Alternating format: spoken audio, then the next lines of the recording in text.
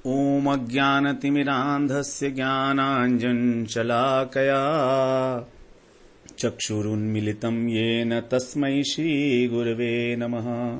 वाञ्छाकल्पतरुभ्यश्च कृपा सिन्धुभ्यैव च पतितानां पावनेभ्यो वैष्णवेभ्यो नमो नमः। नमो महावदन्याय कृष्णप्रेमप्रदायते कृष्णाय कृष्णचैतन्य नाम्ने गौरत्विषे नमः। हे कृष्ण करुणा सिंधो दीनबंधो जगत्पते गोपेश गोपिका कांत राधा कांत नमोस्तुते। तप्त कांचन गौरांगी राधे वृंदावनेश्वरी वृषभानुसुते देवी प्रणमामि हरिप्रिये। वृंदायै तुलसीदेव्यै प्रियायै केशवस्य च कृष्णभक्तिप्रदे देवी सत्यवत्यै नमो नमः। श्रीकृष्ण चैतन्य प्रभो नित्यानंद श्री अद्वैत गदाधर शिवासादि गौरभक्तवृंद। हरे कृष्णा कृष्णा कृष्णा हरे हरे हरे राम राम राम हरे हरे। हरे कृष्णा। सर्वप्रथम मैं अपने गुरुपाद पद्म ओम विष्णुपाद अष्टोत्तर शत श्री श्रीमद् भक्ति वेदांत माधव गोस्वामी महाराज के चरण कमलों में अनंत कोटि दंडवत प्रणाम ज्ञापन करता हूं। हम लोग श्रीमद् भगवद गीता के 13वें अध्याय का श्रवण कर रहे हैं। आज से फिर हम इसके जो चतुर्थ प्रकरण हैं 24वें श्लोक से और अंतिम श्लोक अर्थात 34वें श्लोक तक इसका हम लोग श्रवण करेंगे। इसको नाम दिया गया है मार्ग भेद प्रकरण, क्योंकि इसमें भगवान ने अनेक प्रकार के जो भगवत प्राप्ति के मार्ग हैं उनका वर्णन भी किया है। इसलिए तो 24वें श्लोक में भगवान बता रहे हैं ध्यानेनात्मनि पश्यन्ति केचिदात्मानमात्मना अन्ये सांख्येन योगेन कर्मयोगेन चापरे। भगवान ने अभी तक प्रकृति पुरुष विवेक इसको भी भक्ति योग के अंग के रूप में बताया, अर्थात भक्ति के लिए भी तत्व ज्ञान की आवश्यकता बताई जिससे कि हम अपनी भक्ति में दृढ़ हो सकें और भगवत सेवा में प्रवृत्त हो सकें। क्योंकि तत्व ज्ञान के अभाव में हमारी भक्ति की जो नींव है वो पक्की नहीं होगी, कच्ची रह जाएगी। हम कहीं भी डगमगा सकते हैं, विचलित हो सकते हैं, लेकिन यदि हमें पता हो कि हम कौन हैं, भगवान कौन है, हमें तत्व ज्ञान हो जाए ठीक प्रकार से, तब हमें कोई विचलित नहीं कर सकता उस रास्ते से। तो अब यहां पर 2 श्लोकों में भक्ति के अतिरिक्त भगवान 4 प्रकार के जो मार्ग हैं उनका वर्णन कर रहे हैं। ये 4 प्रकार के मार्ग हैं ध्यान मार्ग, सांख्य योग, कर्म योग और केवल श्रवण करना। ये 4 प्रकार के मार्ग यहां पर 2 श्लोकों में बताए हैं 24 और 25 में। तो यहां कह रहे हैं केचित का मतलब कई मनुष्य ध्यानेन ध्यान के द्वारा, ध्यान योग के द्वारा, आत्मनि मतलब हृदय में, आत्मानम माने परमात्मा को, आत्मना माने स्वयं ही, पश्यन्ति माने देखते हैं। तो कई मनुष्य ध्यान के द्वारा अपने हृदय के अंदर परमात्मा को देखते हैं और जो अन्य लोग हैं अर्थात ज्ञानी लोग, ज्ञानी लोगों को यहां पर अन्य कह दिया, अन्य सांख्येन योगेन, सांख्य योग के द्वारा। सांख्य योग क्या है? आत्मा अनात्म विवेक। सांख्य योग के द्वारा और उससे भी अन्य, अपरे माने उनसे भी अन्य अर्थात कर्मयोग, कर्मयोगेन, कर्मयोग के द्वारा भी, चौ माने भी, उनके दर्शन की चेष्टा करते हैं, भगवान के दर्शन की चेष्टा करते हैं। पश्यंती तो आया ध्यान के लिए, जो ध्यान करते हैं वो तो देखते ही हैं, लेकिन उसके अतिरिक्त जो ज्ञान मार्ग है, कर्म मार्ग है, उसके द्वारा भी भगवान को देखने की चेष्टा करते हैं, अर्थात आत्म साक्षात्कार का प्रयत्न करते हैं। तो इस श्लोक में भगवान ने गुणीभूता भक्तों की चर्चा की है। भागवत में भी इस विषय में बताया गया है, योगस्त्रयो मया प्रोक्ता नृणाम श्रेयो विधित्सया ज्ञानम कर्म च भक्तिश्च नान्यो नौपायो अन्यो अस्ति कुत्रचित। भगवान कह रहे हैं कि मेरे द्वारा 3 प्रकार के योग बताए गए हैं जो मनुष्यों का कल्याण करने वाले हैं, श्रेय पथ को प्राप्त कराने वाले हैं। यहां पर कह रहे हैं ज्ञान, कर्म और भक्ति। न उपायो अन्यो अस्ति कुत्रचित, इनके अलावा, इनके अतिरिक्त और कोई उपाय नहीं है भगवत प्राप्ति का। तो यहां पर जो है कर्म योग के अंदर ही हम लोग ध्यान योग को भी ले सकते हैं। जैसे प्रथम षष्ठक है हमारा, उसका नाम है कर्म योग, लेकिन उसी के अंदर भगवान ने ध्यान योग को भी लिया है, क्योंकि ध्यान जो है वास्तव में प्राणों की प्रक्रिया है और कर्म इंद्रियों की है, और प्राण और कर्म दोनों ही राजसिक अहंकार से उत्पन्न हुए हैं। तो इसलिए कर्म योग के अंदर ध्यान योग को भी ले लिया जाता है। तो अब यहां पर पहले कह रहे हैं ध्यानेन, ध्यान योग के द्वारा जो 4 प्रकार के साधक बताए गए हैं, उसमें से प्रथम श्रेणी के लोग हैं ध्यान योग।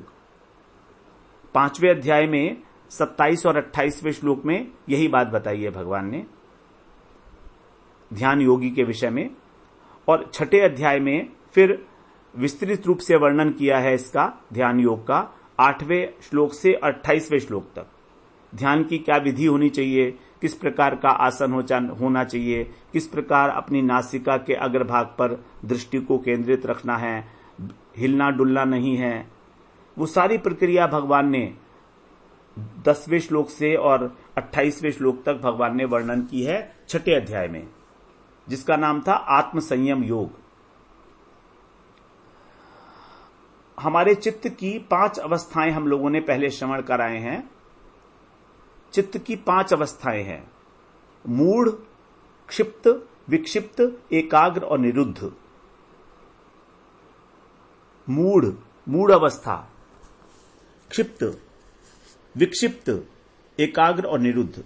इसमें से पहली 3 जो हैं वो तो त्याज्य हैं, दे आर नॉट रिक्वायर्ड। वो तो वास्तव में हम लोगों की अभी है, इस समय में या तो हम मूढ़ हैं या हम विक्षिप्त हैं, कभी ये काम करते हैं, कभी वो काम करते हैं, कभी इधर कभी उधर, परेशान से रहते हैं चित्त हमारा। तो यहां पर ध्यान का उद्देश्य है मन को एकाग्र करना, एकाग्र अवस्था जो है चित्त की वो, और निरुद्ध अवस्था समाधि की अवस्था है, जब चित्त निरुद्ध हो जाता है। 6ठे अध्याय में भगवान ने बताई है इस अवस्था के विषय में, यत्र उपरमते चित्तम निरुद्धम योग सेवया यत्र चैवात्मनात्मानं पश्यन् आत्मनि तुष्यति। 6ठे अध्याय का 20वां श्लोक ध्यान योग में, कि जब संसार से उपराम होकर,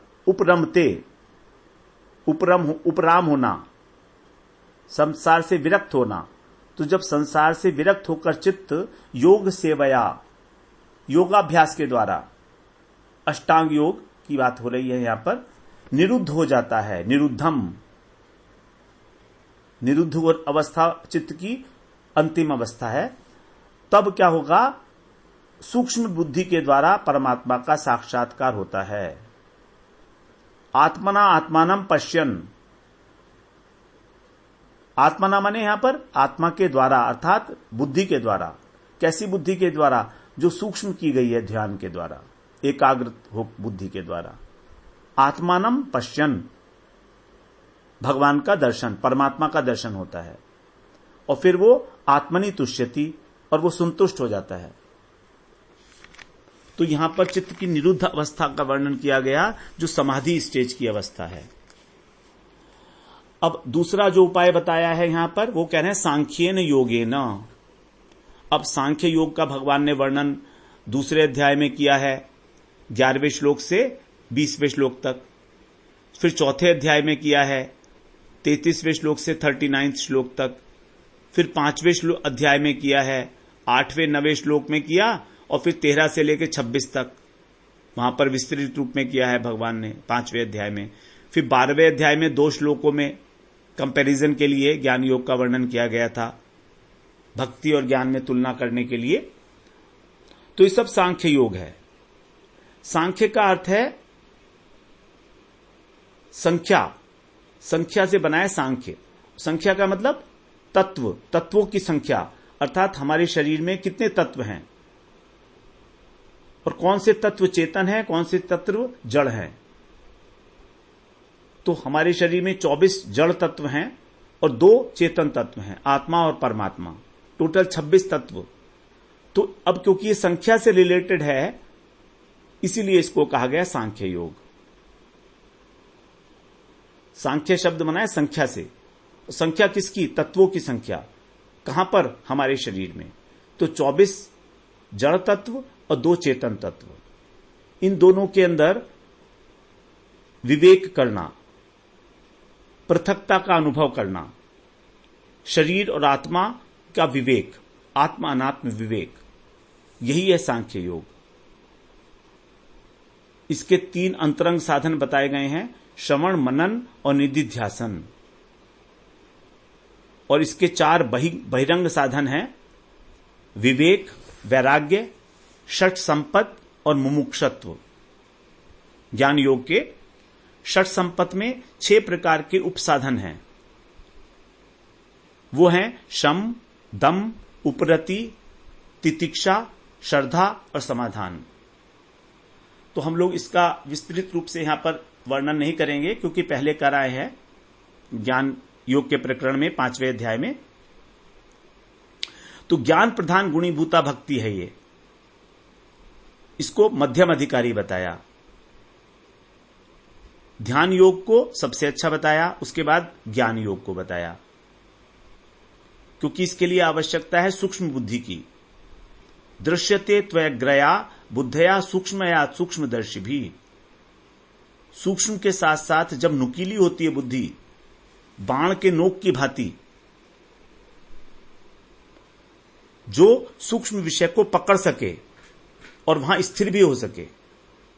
2 बातें हैं देखिए ज्ञान में, एक तो ज्ञान को पकड़ना और वहां पर स्थिर हो जाना, to remain situated over there, अनात्म आत्म विवेक के अंदर स्थित हो जाना, अर्थात निरंतर इस बात का अनुभव होना कि शरीर और आत्मा पृथक हैं, शरीर और आत्मा पृथक हैं। I am not the body, I am not the body, that sort of situation, establishment there. तो विषय को पकड़ना और विषय पर स्थित हो जाना और रहना ऐसे ही कंटिन्यू, तभी इस मार्ग को भगवान ने बताया था अत्यंत कष्टपूर्ण है। क्लेशो अधिक तरस्तेषाम अव्यक्तासक्त चेतसाम, 12वें अध्याय का 5वां श्लोक। बड़ा कष्ट है उसमें। ज्ञान तो प्राप्त हो जाता है, लेकिन उस ज्ञान की निरंतरता बनी रहे हमारे हृदय में। अहम ब्रह्मस्मि, इसका अनुभव हो गया कि मैं ब्रह्म हूं, लेकिन मैं ब्रह्म हूं इस बात का भाव और अनुभव निरंतर 24 घंटे रहे, यह बहुत मुश्किल काम है। Lot of Sadhana required for it. बड़े बड़े ज्ञान मार्गी वो भी इस भाव को नहीं धारण कर पाए पूरा। शंकराचार्य, आदि शंकराचार्य, वो भी एक बार डगमगा गए अपनी स्थिति से। जब एक बार उन्होंने सड़क पर जाते हुए भंगी ने छू दिया, तो वो उसके ऊपर क्रोधित हो गए। वास्तव में तो उनको उस भंगी के रूप में भी ब्रह्म के दर्शन करने थे, लेकिन नहीं कर पाए, च्युत हो गए, वहां से क्रोधित हो गए। तो निरंतर बनाए रखना उस स्थिति को कि मैं ब्रह्म हूं, अत्यंत अत्यंत कष्टप्रद है और डिजायरेबल भी नहीं है। क्योंकि जब मैं ब्रह्म हो ही नहीं सकता, तो इस भाव को धारण करने का औचित्य ही क्या है। जब हमारी आत्मा का स्वरूप ही नित्य कृष्ण दास है, तो फिर मैं ब्रह्म बनने की चेष्टा क्यों कर रहा हूं? स्वाभाविक नहीं है ना। जो स्वाभाविक चीज है वही निरंतर होती है। सेवक भाव जो है वो स्वाभाविक है, वो निरंतर हो सकता है, लेकिन जो ब्रह्म भाव है वो निरंतरता को प्राप्त नहीं हो सकता। इसीलिए कहा गया क्लेशोधिकतरस्तेषाम, अत्यंत क्लेश और अंत में गति भी दुखपूर्ण ही है, क्योंकि जाएंगे कहां अल्टीमेटली? जहां पर भगवान के द्वारा मारे गए जो राक्षस लोग हैं वो जाते हैं, वहीं पर उनको जाना है जो ज्ञान योग के द्वारा भगवत प्राप्ति करते हैं, ब्रह्म की प्राप्ति करते हैं, ब्रह्म सायुज्य।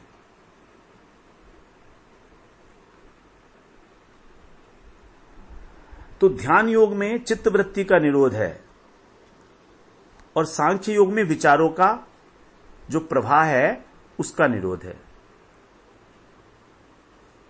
सांख्य योग में वैराग्य की भी बहुत आवश्यकता है, क्योंकि वैराग्य के बिना बुद्धि सूक्ष्म नहीं हो सकती है। तो इस प्रकार से भगवान ने ये दो मार्ग बताए, ज्ञान मार्ग और ध्यान मार्ग और ज्ञान मार्ग, सांख्य मार्ग। तीसरा बता रहे हैं कर्म योगेन चापरे। अब जो साधारण बुद्धि वाले साधक हैं, उनकी संसार में बहुत अधिक विरक्ति नहीं है, उनके लिए कर्मयोग का आश्रय लेना ठीक है। भगवत अर्पित निष्काम कर्म, यही है कर्मयोग। तो इस प्रकार जब कर्मयोग का पालन किया जाता है तो फिर धीरे धीरे अंतःकरण शुद्ध होने लगता है, और अंतःकरण शुद्ध होने पर उसमें तत्व ज्ञान को धारण करने की सामर्थ्य आ जाती है। तो कर्मयोग से साक्षात भगवान की सेवा मिलेगी या भगवत प्राप्ति होगी, भगवत साक्षात्कार होगा, ऐसा नहीं है। कर्म योग के बाद अंतःकरण की शुद्धि होने पर जब वो ध्यान मार्ग या ज्ञान मार्ग अथवा भक्ति मार्ग का अवलंबन करता है, तभी उसे भगवत अनुभूति होगी। अंतःकरण की शुद्धि अपने आप में ही एक उद्देश्य नहीं हो सकता। तो भगवान ने कर्मयोग का वर्णन किया है भगवद गीता में दूसरे अध्याय में 47वें श्लोक से 53 श्लोक तक। कर्मण्येवाधिकारस्ते मा फलेतु कदाचन, 47वां श्लोक है, 47th, वेरी इंपॉर्टेंट श्लोक। इसको हम लोगों ने बहुत डिटेल में स्टडी किया था, जिन लोगों को इच्छा हो उसे श्रवण कर सकते हैं। वेरी वेरी इंपॉर्टेंट श्लोक टू अंडरस्टैंड। यही वो श्लोक है जो गीता में सबसे ज्यादा मिसयूज किया गया है, मिस इंटरप्रेट किया गया है, और पूरी गीता का भाव ही बदल दिया, उसका उद्देश्य ही बदल दिया पूरी गीता का कि क्या है, इस एक श्लोक की व्याख्या ने, जो कि ठीक नहीं है। तो तीसरे अध्याय में भगवान ने 7वें श्लोक से लेकर 19वें श्लोक तक कर्मयोग का वर्णन किया, फिर चौथे अध्याय में 16 से 32 तक, फिर 5वें अध्याय में 6ठे और 7वें श्लोक में इस कर्मयोग का वर्णन है। इसके अतिरिक्त 18वें अध्याय में भी भगवान ने 56वें श्लोक में कहा है, सर्वकर्माणि अपि सदा कुर्माणो मद व्यपाश्रयः मत प्रसादात् तवाप्नोति शाश्वतम पदम अव्ययम, कि यदि मेरे परायण होकर कर्म किया जाएगा तो वो मेरी कृपा से सनातन अविनाशी परम पद को प्राप्त होगा। तो वास्तव में जब भगवान के परायण होकर कर्म किया जाएगा तो कर्म नहीं है, वो सेवा है।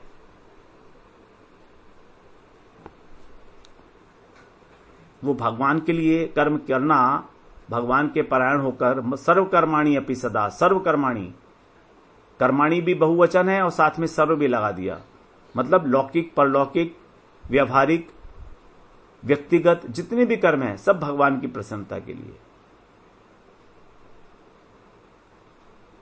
मद व्यपाश्रय, व्यपाश्रय मतलब विशेष रूप से मेरा आश्रय लेकर, अर्थात अपना संबंध मुझसे जोड़कर जो मेरे लिए कार्य किया जाएगा वो सेवा है आपकी। और सेवा का फल तो भगवान कह ही रहे हैं कि मेरा ही धाम की प्राप्ति। तो चित्त शुद्ध होने का जो लक्षण है वो यही है कि उसमें तत्व जिज्ञासा की उत्पत्ति होगी, और फिर धीरे धीरे वो कर्म बंधन से छूटने की इच्छा करेगा। तो इस प्रकार यहां पे भक्त के अतिरिक्त भगवान ने 3 प्रकार के साधन बताए, ध्यान, ज्ञान और कर्म। ध्यान योग, ज्ञान योग और कर्म योग, भक्ति के अतिरिक्त। अब चौथे के लिए भगवान ने, चौथा साधन जो है भगवान ने आगे के श्लोक में बताया है, उसका श्रवण करते हैं। 13वें अध्याय का 25वां श्लोक। अन्ये तु एवमजानन्तः श्रुत्वा अन्येभ्य उपासते ते अपि च तितरन्त्येव मृत्युं श्रुतिपरायणः। भगवान ने अभी तक भक्ति के अतिरिक्त 3 प्रकार के साधन बताए, ध्यान योग, सांख्य योग और कर्म योग। लेकिन जो लोग इन साधनों को भी नहीं कर सकते उनके लिए क्या करें, और भक्ति योग भी नहीं कर रहे हैं तो क्या करें, भगवत प्राप्ति करना चाहते हैं तो उनके लिए एक विशेष प्रोविजन यहां पर दिया भगवान ने। कह रहे हैं किंतु, तू का मतलब है किंतु, कुछ अन्य लोग, अन्य माने कुछ अन्य लोग, एवं माने इस प्रकार, अजानन्तः, अजानन्तः का मतलब 3 प्रकार के साधनों को नहीं जानते।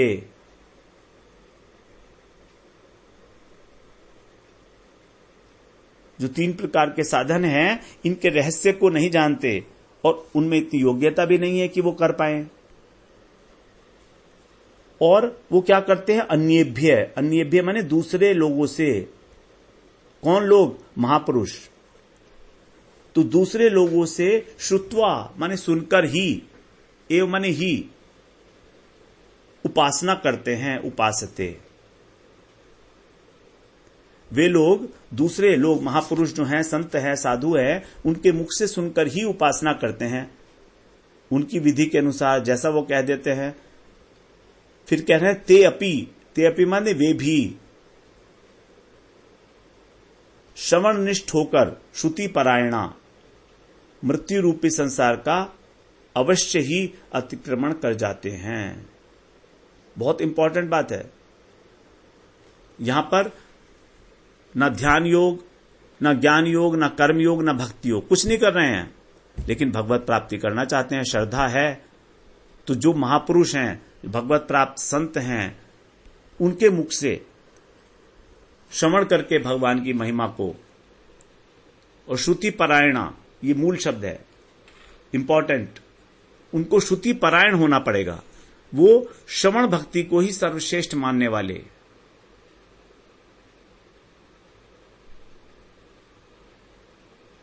इस प्रकार के जो लोग हैं वे भी ते अपि तरन्त्येव मृत्युम, मृत्यु को पार कर जाते हैं।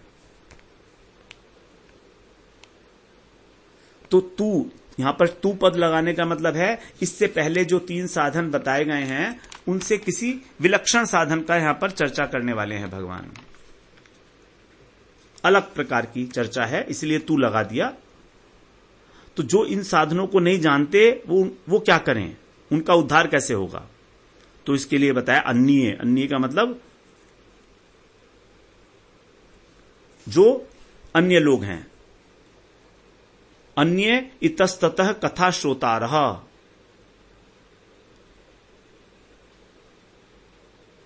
तो जो इधर उधर कथा सुनने वाले लोग हैं वे वास्तव में न तो नास्तिक हैं, न दार्शनिक हैं, न संशयवादी हैं, न मायावादी हैं, लेकिन पूर्व जन्मों के संस्कार के कारण वो श्रद्धालु जरूर है। साधारण रूप से उनके हृदय के अंदर भक्तों के प्रति, भगवान के प्रति श्रद्धा है,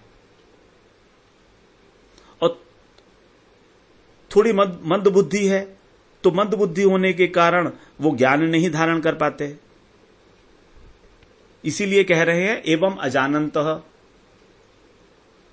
कि वो इस प्रकार की जो 3 योग हैं इनको जानते नहीं हैं, समझ नहीं पाते, इनको चेष्टा करते हैं लेकिन समझ नहीं पाते, क्योंकि बुद्धि सूक्ष्म नहीं है, साधन नहीं कर पाते, लेकिन श्रद्धा है, इच्छा है भगवत प्राप्ति की। तो जैसे हम देखते हैं आधुनिक समाज में, हमारे जो सभ्य समाज कहा जाता है, इसमें तो कोई शिक्षा नहीं दी जाती आत्मज्ञान संबंधी। फिर भी ऐसा देखते हैं कि लोगों की भागवत सुनने में, गीता सुनने में रुचि है, आदर बुद्धि है, तो वो क्या करते हैं, वो इधर उधर भागवत श्रवण करते हैं, उत्सुक रहते हैं कि कहां पर भागवत हो रही है, महाप्रभु ने जो संकीर्तन यज्ञ शुरू किया है वो भी करते हैं, उनकी रुचि होती है कीर्तन करने में भी, भगवान की हरि कथा सुनने में, भागवत सुनने में, गीता सुनने में रुचि देखी जाती है, इधर उधर इतस्ततः कहीं कभी भी कहीं भी, क्योंकि महाप्रभु ने ही कलयुग में प्रचार किया इस महामंत्र का, संकीर्तन का, जिससे भगवान में रुचि उत्पन्न हो जाए हमारी।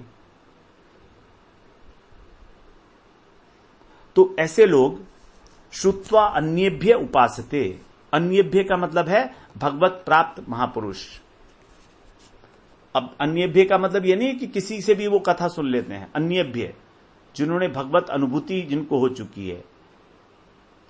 तो साधारण रूप से जब श्रद्धालु व्यक्ति उनके श्रीमुख से, जिनको भगवत प्राप्ति हो चुकी है, उनके मुख से हरि कथा श्रवण करता है और केवल हरि कथा ही श्रवण करता है ऐसा नहीं है, उसी के अनुसार आचरण भी करता है। श्रुति परायणा, सर्वश्रेष्ठ वस्तु मानता है श्रवण को और आचरण भी करता है, भक्ति के अंगों का पालन भी करता है, श्रवण, कीर्तन, स्मरण, पाद सेवन, अर्चन, वंदन सब कुछ करता है।